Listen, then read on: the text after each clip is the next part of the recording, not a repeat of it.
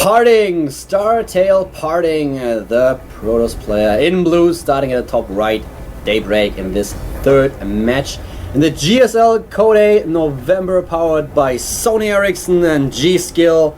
And at the bottom left of the map we have OGS top, the red Terran player. He lost the first map today against Parting. He lost Belcher Beach, and after that on Crossfire he was able to tie the series and win game number 2. Therefore the current score is 1-1 in this Protoss versus Terran matchup. And yeah, that will be a quite exciting map. Of course, both of these players really want to win. None of them wants to participate in the Code A qualifier the next season in order to qualify for that league. They want to advance. They want to advance in the current tournament. They want to advance to round number 2. This is the first round of Code A November. And yeah, let's have a look what they have up their sleeves in this game. Parting didn't look really all that good the last map. He actually had a really brilliant performance on Belcher Beach, but on Crossfire he made a few mistakes that cost him the game. And I have to give it to Top that his army control was a lot better than on map number 1, especially those EMPs that he used to order to negate the storms of the Templars were really crazy. Parting only had the chance to use one single storm, and that was all there was. At the same time, those Vikings of Top really doing a number on the Colossi, and that was really well played by Top. He just annihilated his opponent, and Parting didn't stand a chance. He really has to focus a little bit more on his army control if he wants to succeed in defeating the Terran player. Especially he has to try to take out those ghosts. That's basically one of the things that it comes down to when you have a Terran versus Protoss matchup. It's for once that you really need to try to kill those Vikings early on, or pressure them with storms so that they are not able to snipe all your Colossi. And as soon as this comes down to some kind of showdown between High Templar and the Ghosts, you need to make sure that you can feed back the Ghost, or that you can at least try to storm them, whatever, just something that will basically make the EMPs useless. You need to split your army accordingly, and that's one of the hardest things to do in Starcraft 2. This is really quite hard to accomplish. Right now Top is trying the same thing he did on Belcher Beach. He's starting his engineering bay and is retreating now in order to delay the expansion of his opponent. We've seen that already. At the same time building his own expo, the command center being built at the natural expansion spot. Of course there are 2 additional barracks being built as soon as that's done. And yeah, that one engineering bay doing a good job right there. And of course he's able to delay that expansion quite a bit. You can also already see in the production tab that the command center is done, while the Nexus hasn't even been started yet. That's kind of bummer for the Protoss player. Delays his game quite a bit. And here we go, Probe now throwing down that Nexus. I have to mention it once more, guys. Today, usually, if you're used to watch Code GSL streams, doesn't matter if it's Code S or Code A, you will have 2 casters today. I'm on my own, which is a little bit difficult for me because I have to control the camera as well as coordinate everything with the tech guys in the back that are making sure that everything's fine with the sound, the brakes and all that stuff.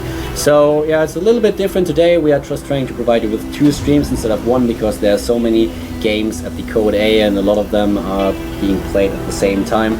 So yeah, the next time I'll probably have a co-caster with me once again. We just wanted to make sure to give you the best coverage possible, and therefore you have to make do with only 1 commentator on this stream, which obviously makes it a little bit harder. It's always easier if you have a second guy sitting next to you with a second screen where you can look up statistic and background information on the players that are kind of interesting, and it makes it a little bit harder if you stream on your own and you are limited to one monitor. So still trying to give you a good idea about what's happening, and sorry if not up to your standard, but that's kind of an experiment for us as well. It's a little bit awkward now, but we'll probably do that in the future a lot more often, providing you with 2 streams so you can choose which kind of games you want to see. For now we have another glimpse into the main base of the Terran player, where we already can see the factory that he's building. We have the engineering bay in the process of being built as well, so the upgrades for the Terran player shouldn't be far. And the Protoss is on 50 supply right now, a little bit ahead. He's just on 35 probe supply, and against the 32 SCVs. Always keep in mind that Terran obviously won't be, in the other states of the game, won't be on the same number of workers as a Terran player, because the Terran has to upgrade his orbital command and loses a lot of building time when it comes down to SCVs, but he makes up for it by having the mules, and that therefore the income of those two players are about even. Not that many differences, a little bit more minerals for top, but therefore less gas. So yeah, you can see that kind of evens out. We have Stim being researched, +1 attack once again, and this time for parting, he is he's basically doing exactly the same strategy that he was playing on Belcher Beach, and he was quite successful with that one. So right now he's focusing a little bit more on the upgrades, and that's especially the armor upgrades for you, and getting that early Twilight Council. So in terms of his army composition, we have him on 3 Zealots and a bunch of Stalkers as well as Sentries. Let's have a look if he's going to research the charge upgrade right away, or if he's just using the Twilight Council for now to get access to the Templar Archive. At the same time, Top is already starting his 3rd base. He's trying to expand a little bit earlier this game than he did in the last 2. And as you can see, he is also investing a lot of gas into his upgrades, not only getting the +1 attack and the Stim, but now researching Combat Shield and Concussive Shell as well. And more gateway heavy play for parting. I like that a lot. He wasn't also successful with the Colossus play that he tried to apply in the last match, and yeah, getting more gateway units on a map like this is probably the way to go for him. He already has 1 observer in a pretty good position, is getting a 3rd base at the right side of the map as well. And as you can see, we have charge being researched, and at the same time he's also getting the Templar Archive in order to be able to work with feedback against drops, and to work with the Storm to get feedbacks against ghosts as well, which is something that Top didn't plan on doing so far. It didn't build a Ghost Academy just yet. And we have a lot of gateways, actually, as you can see. We have a lot of gateways being built. There's the Templar Archive that we've been talking about already. And yeah, once again, 1 observer taking position and just making sure that no medivacs are able to get into the base. There's also that High Templar. I really like this. I really love it. This is really something that a lot of Protoss players should do. Just place down that one High Templar, and then you will be safe against drop play. If it's a map where you can expect drop plays coming from a certain direction, that is definitely worth the resources you put into the whole thing, because as you might remember, Parting was able to take out 3 medivacs on the first map off Top, and all of them were fully loaded, so that was really something. Now the first Ghost will join the army of the Terran player. At the same time, he's going to get an upgrade at his 3rd base, which is the Planetary Fortress. Secure it a little bit against Zealot Hasman in particular. And we have +1 armor upgrade for his forces, and something we shouldn't forget about, the armory, in order to get access to get the +2/+2 upgrades for his bio. Oh, 1 Archon already in the mix, +1 armor is ready, +1 attack will be soon. And about the supply numbers, 61 SCV supply, 53 probes. Cutting probes quite a little bit, 160 total supply against 123. And here we go, the Ghosts are in the mix as well. No EMP so far, and now there's a lot of pressure going on. 2 Guardian Shields, a lot of force fields, but the Terran player still looking strong with 115, 120 supply. Top in a good position, and that attack by Parting didn't do him all that much good. We have one Warp Prism being researched being built right now, and Storm being researched, so that might get kind of interesting. But still, the Terran player is now attacking with a lot of bio units, and he was also researching +2/+2. With the Storm being researched, the Protoss player has a viable method of dealing with that army. If he is able to get those Storms in and some area effect damage, then that would be really important. But at the same time, his 3rd base is getting pressured by the Terran player, but Top decides to call it a day, at least for now, and retreat just a little bit. And there's that Warp Prism, will be able to put pressure onto that third base up top. Top, by the way, double command center right away, getting more and more of those ghosts. We have 6 observers on the map. 6 observers. That's definitely worth mentioning. Let's have a look at the view of Harding. As you can see, he knows about everything that's happening. And he has his Warp Prism in position to attack that third base. There are already 2 of the Zealots trying to be a little bit annoying, a little bit of a nuisance. Not quite able to do so. In the main base, 2 additional barracks are being produced. You should definitely try to warp in some units, load them into the Warp Prism, and then try to drop. But 6 observers, that's really a lot. That's a lot more than we are used to. Usually what Protoss players will do is get like 2 observers, maybe 3, but 6, that's really a lot of them at the same time. Here's that one drop by Top, trying to deny that base, but Harding pays attention and is able to deny that drop play. But oh, right now another stim maybe, trying to attack that Nexus. Feedback, there's no more healing right now, no more energy, but yep, the Zealots will take that small drop play out. There's just no way that he can recover from it. And there is that Warp Prism, and it has been scouted. It has been scouted already. It's trying to retreat now. Mover's Reactor being researched in the middle of the map. There is Top's main army, 168 supply against 163. All those ghosts. Ooh, that's 9 ghosts for you right there. 4 bases against 5 right now. Not all of them saturated though. And here we go. First attack is coming up, and where are those EMPs? No EMPs for the main army. Oh, Top needs to be careful. There's one. A lot of units are dying for the Protoss player. He is losing his army left, right, bottom, and center. Jeez, at the same time, he's just sniping a lot of these probes. Top is doing a good job, a really good job right now at defeating that army, and Harding will kill all of those ghosts nonetheless. So that is something that is kind of weird, but let's have a look. 19 workers have been killed so far, which was kind of a big deal. So sniping all those probes has been kind of had a nice touch to it, but still, the occasional EMP would have helped him a lot as well. But now there's the third base getting sniped. Oh my god, that's bad for Harding. He's on 133 supply. Oh, but a nice storm finish off a lot of those Marauders and Marines as well. Top now just retreating, trying to rebuild his army. He's still on 5 bases, but losing the Marauders as well. Those charged Zealots are killing everything there's left of the Terran army. 133 supply against 129. But a small advantage now in economy for Top, and a beautiful EMP just telling the Protoss player to back up for now, because he surely can't attack if he doesn't have any shields at all. That would be suiciding. And yeah, let's have another look at the economy. We have 69 SCVs, 72 SCVs, 73 of them against 49 probes. So the economy of Top is looking really strong right now.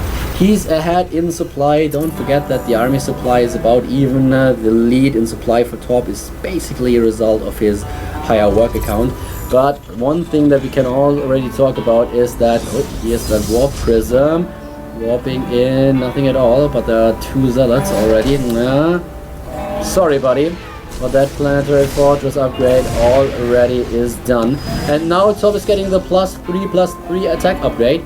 Oh, one of the medivacs has been taken out already. There's another one coming in. And another drop. Here we go. No High Templar this time. There's only one of them. Doesn't pay too much attention. Here we go. Will he be able to kill that Eco Line? How many drones will he actually kill? One of them is already dead. Another one dies as well, putting some pressure onto the Protoss, denying him mining time.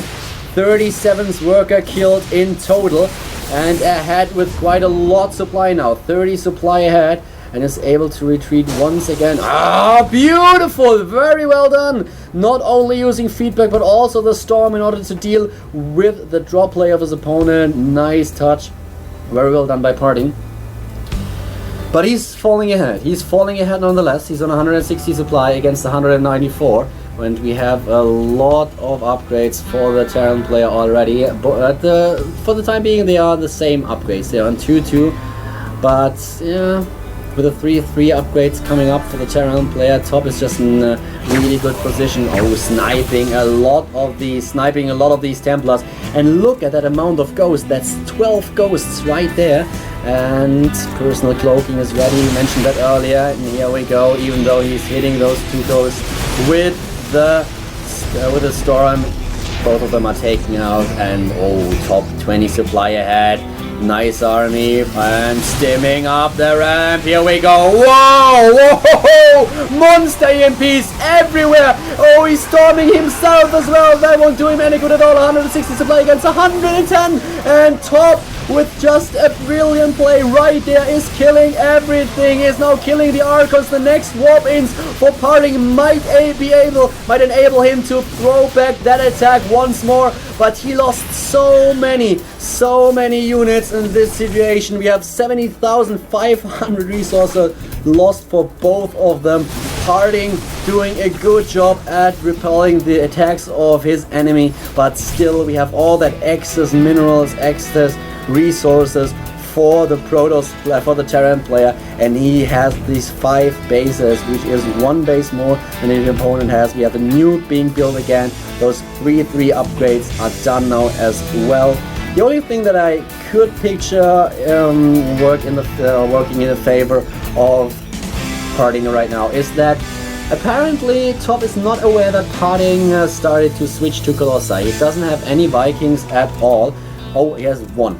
And 1 single Viking, so if he has enough... Oh, sorry for that, guys, a little bit late with that drop, but we are still back in time in order to see that he is only killing a couple of pylons, nothing all too major, and then Parting is able to throw that attack back as well. There's still that 1 warp prism hovering over there, and I don't know, but I feel like he could have tried to warp in maybe a Stalker to put some pressure in it, but there's a Marauder, so basically there's no point in doing so. And the warp prism is actually not being... Yeah, here we go. There's 1 Zealot. Warp prism is being killed. How many Immortals, not Immortals, how many Colossus does he have? 1 of them. Only 1 of them for now. 2. Getting a 3rd one. Yeah, and now he sees the Colossi and you see what happens. Immediately he is going to build Vikings. And this is going to be harsh for Parting with the Vikings out as well. And another drop play at the bottom. Once again, the Storm doing a good job. Top is losing a lot in because of those because of that drop play. Yeah, pylons all over the place, but still he has so many ghosts. He has still 8 of them. He has 1 nuke as well. There's that 1 Viking still. Not quite sure, but he should know that there's a observer. Maybe just kill that observer. And there is Mr. Nuke. Let's have a look if that's going to be successful. Marines are walking to the top, maybe just trying to kill that 1 pylon. 188 supply against 176. Here we go, no detection whatsoever. 1 photon cannon, needs to be careful, but there's nothing. Oh, this could be brutal. Yep, there's just no way. Is he able to spot that? Will he be able to spot that? Yes, he is. Yes, he is. Here we go. And the nuke hits home nonetheless. Not killing all too much, taking out a pylon. Taking out 2 pylons, and the ghost pays with his life. And a bunch of Marines once again running to main base. Yeah, well, oh, nice reaction. Well, right now we have 2 additional nukes, so Top is having a decent economy. He's looking really good with 2,000 minerals, 1,700 gas. He has a lot of ghosts, he's maxed out, his opponent is on 187, so Top really needs to just wait until he has the perfect opportunity to attack his opponent, until he can use all those EMPs, focus his opponent's Colossi with the Vikings, and there are so many Vikings that it shouldn't actually be a big problem for him, because with 15 Vikings and only 4, maybe 5 Colossi in the mix, That's a really comfortable situation for the Terran player. And he has 3 nukes at his disposal, but yeah, he doesn't really account for all those observers on the minimap, on the map. So there's another instant feedback and a storm right after that. Very well done by Parting. But I still feel that Parting is kind of hoping for some big mistake by Top. He's still behind in supply. That's finally the scan, and one of the observers dies. And at the same time, once again, the Terran player expanding. He knows that time is working in his favor, and that Blink didn't accomplish anything looking good there, but still didn't help him at all against those Vikings. 200 supply for both players. Look at that.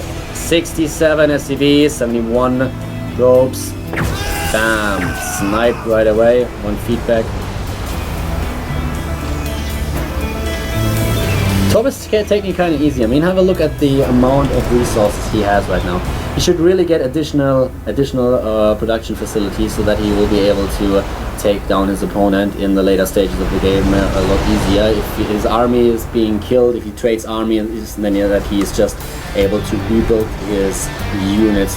And he's sacrificing some SCVs. He's going to kill some SCVs. That's exactly what we've been talking about a little bit earlier. You may remember that we said that in the later stages of the game, especially with that much resource, you can just build a lot of command centers and then sacrifice your SCVs, so you rely more on your mules and you open up that supply. Here we go. He's actually not even sacrificing them just yet.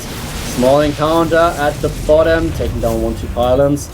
He's going to build another base. He should sacrifice a lot of them though. 59 right now. Here we go. So look at the army supply, 124 against 130. And there's another nuke. Trying to deny that base. Here we go. Again against the pylon, killing the pylon, killing the nexus. And boom. 2 of the zealots attacking the SCVs. Top actually doesn't care at that point. You can see that. He's not even trying to walk away with all those SCVs. He knows that he doesn't really need them, that the supply that's going on open up can be used for his army a lot better than if he was going to rebuild the SCVs right now. So having another look at the tab, we have 52 SCVs for him. And Top really wants to play this safe. Top really wants to play this safe. He knows what's at risk, so he is taking this very, very slowly. He already has the 3-3 upgrades. He has a lot of nukes now as well. There's another command center coming up. They actually both players are just waiting for that one big attack, but that might be it, ladies and gentlemen. Here we go. Basically one hitting the Colossi. Not quite, but close. And another one dies as well. Boom. Parting has to be careful. He's not allowed to lose that many units. There's another EMP going off. Here we go. Fire. Oh, beautiful storm right there. Very nice storm. Oh, and then the money EMP hitting all those Templars at the same time. All the Colossus die as well. But Top is dropping in supply right now. He needs to be careful. More Templars are joining the fight, storming instantly. And both players with so much excess resources. We have that base being killed by Parting, and Parting isn't looking too bad. They are basically at roughly the same level right now, 169 supply against 152, and Parting is getting additional upgrades, especially for his shields. The +1 attack, the +1 shield upgrade is already done, and he's now focusing on +2 while getting additional Colossi as well. And whoa, so many units. And here is a huge drop in the main base. He tries to go for the kill. He tries to just kill everything, all the production facilities. That's exactly what he's doing right now. And oh, killing the pylons. And this is huge. This is huge. Parting will miss so many more in-rounds if he actually loses some of his army, because right now he's maxed out anyways, but he's attacking himself now, blinking in. Does he know about the nuke? No, he doesn't, but he's just walking away anyways, so he doesn't really care. kills the expansion of his opponent. At the same time, there are still all those Marauders in the main base of Parting, and Parting lost a lot of units in that encounter, and he won't be able to rebuild his army. He has so many resources, but he can't do anything. He can't do anything right now. At the same time, Top is just building all sorts of stuff. Marauders, he's building Marines as well. Here comes that last army of Parting trying to deal with the situation. He still has so many resources and needs to build pylons, and quite a lot of them. This is Top's chance to shine, even though he's behind in supply. There's a lot of photon cannons being built. Here goes that one High Templar, but the nuke will hit home as well. But so many storms. Parting, is he actually taking this game? He's on 170 supply and has 2,000 minerals bunked up. He might win that series against Top. The underdog might win that match against the Terran player from Team OGS. Startail would be proud for sure. Here we go, so many ghosts once again. 12 ghosts, 9 High Templar. Small encounter going on up there. Once again, the base gets killed by the Protoss, and by now, obviously, Parting is able to rebuild his army. All those gateways are powered once more by pylons, and therefore he's back to 200 supply. Wow. Parting looking really good right now. Resources lost. Top lost 40,000, nearly 41,000 resources compared to 35,000. And here we go. No, not quite. A lot of Colossus. Unit kill tap. Kind of interesting. And there's another fight about to happen. Let's have a look at the army supply there. Even once again. We are 37 minutes into the game. Oh, that command center will have quite a lot of trouble. And we have no mining base for OGS Top, guys. There is no mining base. Have a look at the income. There's one mining base somewhere. Yeah, the reminders down here. There's a little bit that you can still harvest. But that's basically it. Some of the patches over there. Won't take too long for Top to realize that he is really in a lot of trouble, as he won't be able to replenish his army, to reinforce his own unit count. Here we go again. And guys, with all those resources that Parting still has, with the advantage that he has in supply, I have to remind you once again, they are even in army supply. It's a worker supply that differs the most. This might be kind of hard for Top to stop, to be honest. When Parting reinforces right away and starts to attack, Top is in a lot of trouble, because his mining is basically non-existent right now.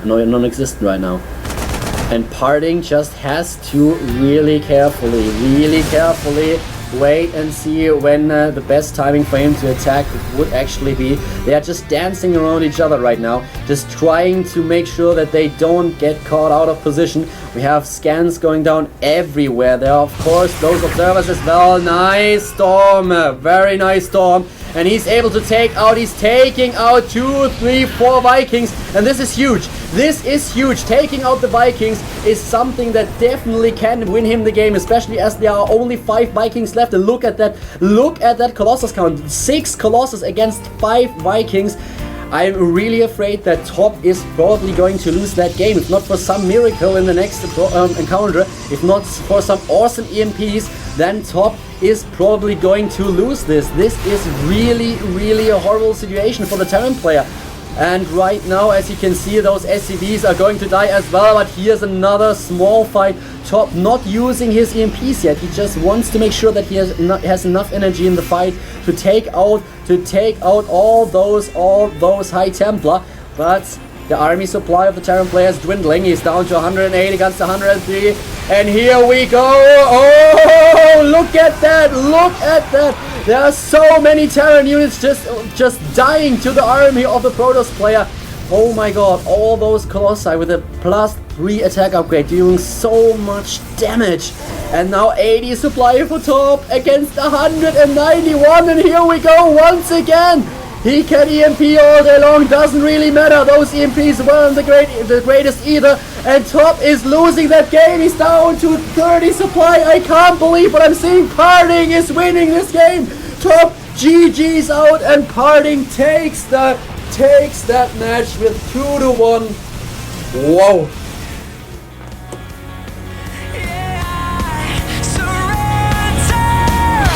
Ladies and gentlemen, the underdog has prevailed. Parting will be part of the second round of the GSL Code A. There were some really nice games that we had today. I certainly didn't expect the last best of 3 to end like this, but that was pretty nice. I mean, Parting, you have to give credit where credit is due, and that guy really played very well today. And that's certainly a name I'm going to remember. So tomorrow we have Code S coming up. Tomorrow is Tuesday, the 8th of November. And we have 2 groups tomorrow in the Code S being casted, being brought to you by Pastosis. We have Group E and Group F, and those matches are really something to look forward to. I Am Happy will face MVP Don Ragu. We'll have FXO Gumio against Startail Bomber. And in Group F, Slayers Coca against FXO Oz, as well as Slayers Teja against OGS Nada. This is going to be a great day, guys. Make sure to check it out at the studio at GOMTV. And once again, I really want to emphasize on telling you about another awesome tournament that's going on right now. We have the second season of the Arena of Legends, which is basically brilliant. We already had the group stage, but I think at Thursday there's going to be the first matches of the round of 8, and that tournament has been so interesting so far. The games have been great. I really enjoyed casting the matches. We have players like Don Ragoon ST fighting like crazy in order to win that tournament, and you should definitely check it out on gomtv.net. Make sure to have a look at the HD passes as well, because that tournament is certainly worth it. It's only about $5, which is basically just a box of cigarettes or 1 burger at McDonald's. So you get a lot of VODs in HQ, and of course also a lot of brilliant live matches as well. That's going to take place at the end of the week. Tomorrow is Code S, Group E and F. I'm Carlo. It was a pleasure to cast for you guys. Next time I'll probably in the studio myself, so I hope that you enjoyed the cast nonetheless, even though it was on my own. And yeah, that's basically it for today. It was fun casting for you. Hope you enjoyed it, and I'll see you soon. Bye bye.